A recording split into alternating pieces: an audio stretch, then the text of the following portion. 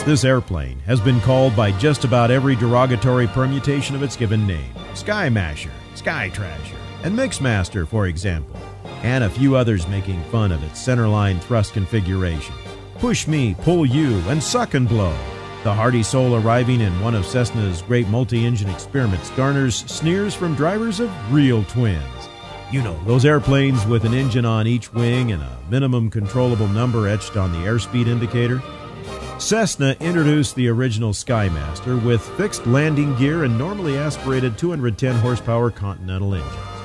That model, the 336 Skymaster, came to market in late 1963, but was superseded for the 1965 model year by the 337, sporting a retractable gear and better cooling ducts for the rear engine.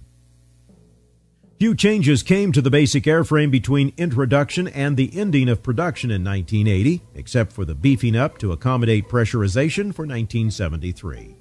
Big news arrived in the form of a turbocharged version in 1967. The straight turbo option was dropped at the end of the 1971 run in preparation for the 1973 debut of the pressurized 337.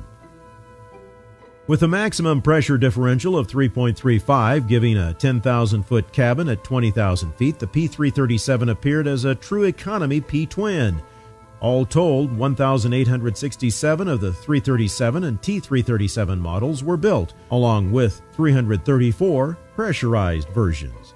Cessna sold a total of 510 M337s, known as the O2As and the O2Bs, to the military, which gained the reputation of being almost literally bulletproof.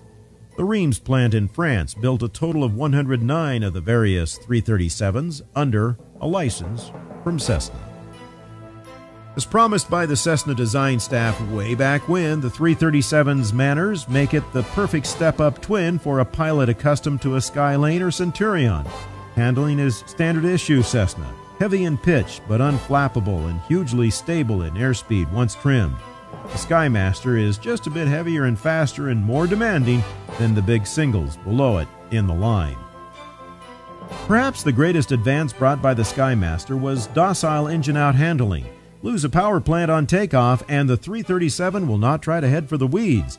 At maximum weight, however, the Skymaster is truly lethargic unless the dead engine's propeller is feathered. If an engine dies in cruise, the usual dead foot dead engine chant doesn't work. You must look carefully at the instruments and be sure to verify your choice before feathering a prop. Single engine service ceiling is very good, better than conventional twins. The big Cessna can be brought down final approach at surprisingly low velocities too. For the heaviest airplane, Cessna recommends a normal approach of 80 to 90 knots, with short field procedures calling for just 78 knots over the fence. Count on optimum cruise speeds for the normally aspirated models in the 165 knot range at 5,000 feet, burning 23 gallons per hour total. Cruise speeds of the T337 show a best of 190 knots at 25,000 feet, burning 22 gallons per hour total, while a 1980 T337, 225 horsepower each engine, tops out at 204 knots, using 26.6 gallons per hour at 20,000 feet. The later T337 and P337 models are only certified to 20,000 feet, whereas the earlier turbo models have no such limitation, a quirk of changes in the certification standards that took place in the 1970s. While the 337 is no speedster, at least the cabin has the stretch-out room to make the journey comfortable. Cessna called the 337 a 6-place airplane and the P337 a 5-placer. But to carry a half dozen people means having them hold their luggage on their laps because there's no room left for the baggage. Unless, of course, you find a 337 with the optional cargo pod. Really, the 337 is a marvelously comfortable 4-person airplane with room and payload for baggage. There is excellent visibility from the front row of seats because the wing is well aft and the windows are large. The pilot and co-pilot have an almost unobstructed view of the outside. If there is a negative, it's the engines attached to each end of the cabin. This creates quite a racket at high power settings. Reducing engine speeds helps tremendously, but you'll still want to have comfortable, quiet headsets aboard. Most Skymasters have pretty good range too, with the long-range tanks available from the start. Airplanes through the 1972 models had 92 gallons usable standard with 128 gallons optional. Starting in 1973, the auxiliary tanks were plumbed in with the mains, eliminating the need to switch tanks except to turn the fuel off or to cross-feed. Standard tanks for the 1973 and 1974 models remain 92 gallons usable, with a long-range option totaling 118 gallons.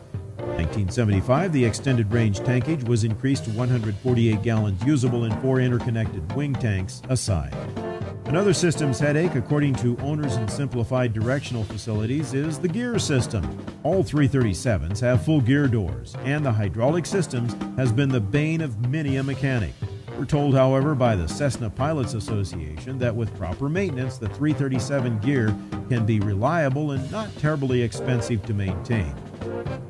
The bottom line seems to be that the basic 337 airframe is the strong, simple type, but the airplane's engine and systems can really hog out a checking account.